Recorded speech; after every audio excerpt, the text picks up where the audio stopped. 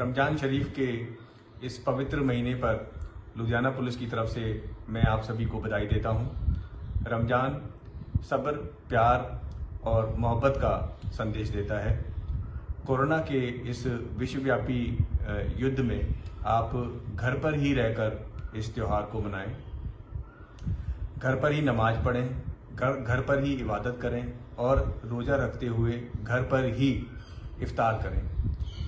आप सभी की सहूलत के लिए पंजाब सरकार, पुलिस प्रशासन, सिविल प्रशासन, NGOs हर संभव मदद आप ही कर रही हैं।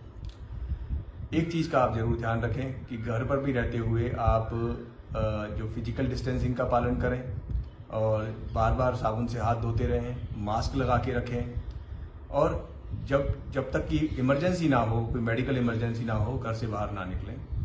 इन्हीं शब्दों के साथ मैं दोबारा से रमजान के इस पवित्र महीने की आपको दोबारा बधाई देता हूँ। जय हिंद। मिलर टाइम्स की वीडियोस देखने के लिए यहाँ क्लिक करके सब्सक्राइब करें और हाँ, बेल आइकन जरूर दबाएं। अगर फेसबुक पर देख रहे हैं तो पेज लाइक करें। ताज़ा तरीन खबरों और मज़ामीन के लिए विजिट करें हमारी वेबसाइट www.millertimes.com।